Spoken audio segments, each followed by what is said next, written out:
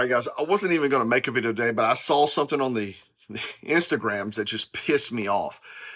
There's a little clip, a reaction clip Officer Tatum did reacting to the Marine getting tossed out of the Armed Forces Committee hearing. And the guy's named Brian McGinnis. A lot of people have asked me. I've had an overwhelming amount of messages asking me about my thoughts on this situation. I'll kind of get to that in a moment. But anyway, Brian McGinnis, Marine, okay, once a Marine, always a Marine. 2000 to 2004, served in Iraq to in Iraq Operation Iraqi Freedom, and the dude literally shows up in dress blues and telling what a lot of people are saying right now: we don't want no more foreign entanglements, no more foreign wars. We don't want to get our folks killed. Anyway, you can argue whether that was the right place to do it. I saw a lot of people in Tatum's comments saying, "Oh man, he was being disruptive, stupid. Oh, he embarrassed the Marine Corps."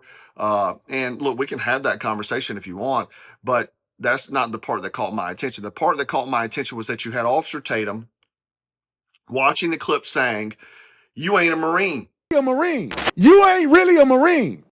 Hold up a second. Hold up a second, dog. Because that's one of those statements that should make any Marine or any veteran really pause and think because you can say a lot of things about another man. You can say he's wrong, misguided. You can say he embarrassed himself.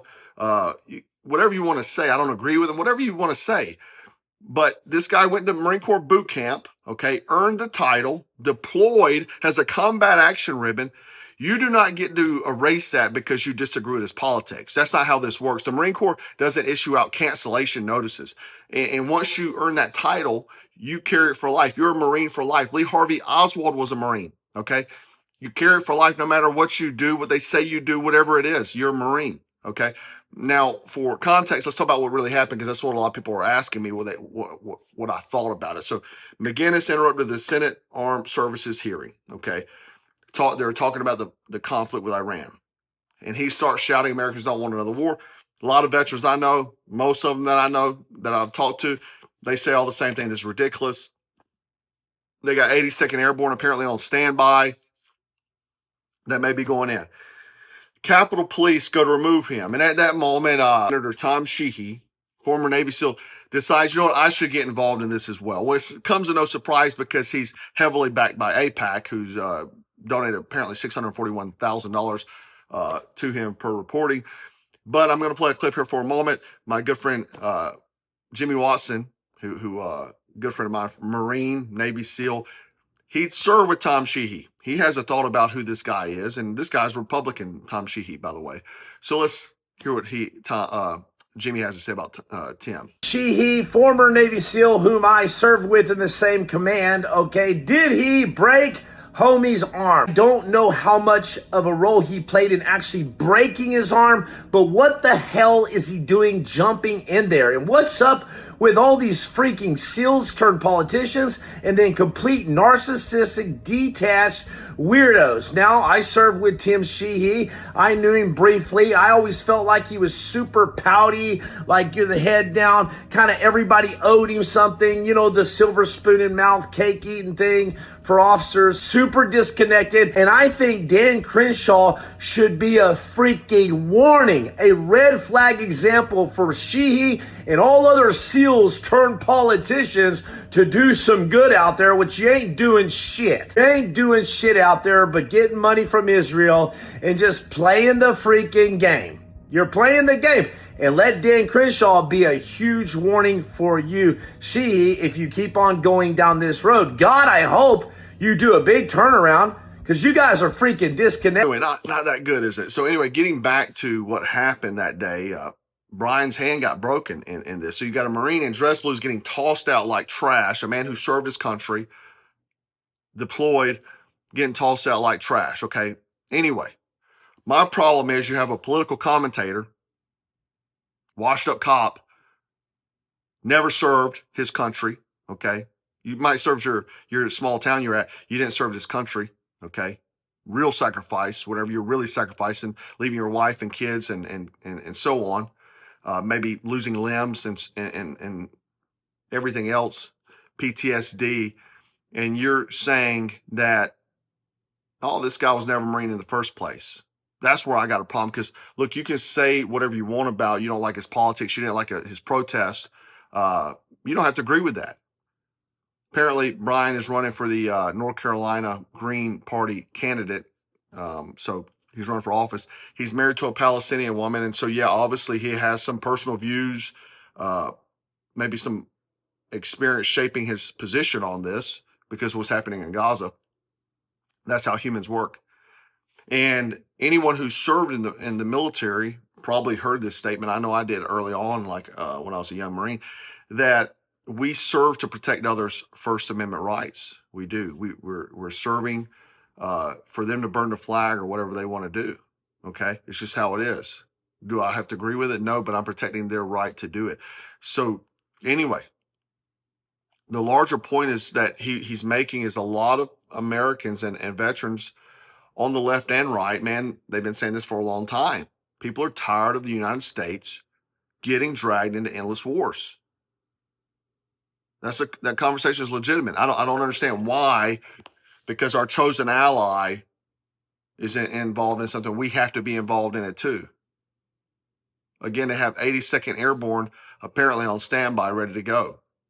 But you can disagree with the guy's delivery. You can say that whatever you want about that sort of thing, but people in this country are so tribal. They're politically tribal. It's crazy to me, like, you can show evidence of something you're saying and they're saying is a lie. They won't believe it if it goes against what they're politically aligned to, right?